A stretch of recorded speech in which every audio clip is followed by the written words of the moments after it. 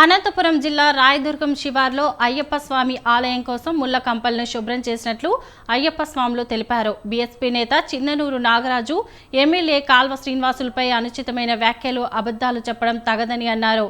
రాయదుర్గంలో అయ్యప్ప స్వామి ఆలయం లేదని, ఒక్క ఎమ్మెల్యే కూడా దేవాలయం నిర్మాణానికి సహకరించలేదన్నారు. అయ్యప్ప స్వామి గుడి నిర్మాణాన్ని కూడా కొందరు రాజకీయ నాయకులు మట్టి దందా, కబ్జాలు అంటూ ఆరోపించడం తగదని స్వాములు హితవు పలికారు. అయ్యప్ప ఆలయం కోసం భూమిని చదును చేశామని, దీంట్లో ఎమ్మెల్యే శ్రీనివాసులు కుటుంబానికి సంబంధం లేదని అయ్యప్ప స్వాములు స్పష్టం చేశారు.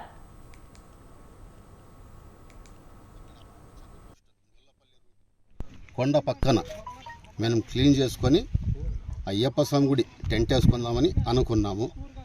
స్వామి, ఈ చిందనూరు నాగరాజు స్వాముల వారు ఇసుక దందా చేస్తున్నారు, మట్టి దందా చేస్తున్నారు అని చెప్పేసి మన ఎమ్మెల్యే కాల్వ శ్రీనివాస్ వాళ్ళ ఫ్యామిలీ పైన కూడా అబండాలు వేస్తున్నారు. ఇలాంటివి వేయడం మానుకోవాలని కోరుకుంటున్నాం. స్వామి, ఈరోజు రాయదుర్గం పట్టణంలో మన గొల్లపల్లి పోయే రోడ్లో చిన్న అయ్యప్ప స్వామి గుడి నిర్మించుకోవాలని మేము దాదాపుగా నేను 14 సంవత్సరాల నుంచి మాల వేయడం జరుగుతుంది. ఏ రోజు ఎమ్మెల్యే కానీ, ఎంపీ కానీ, ఏ వార్డు మెంబర్ కానీ మాకు సహకరించలేదు.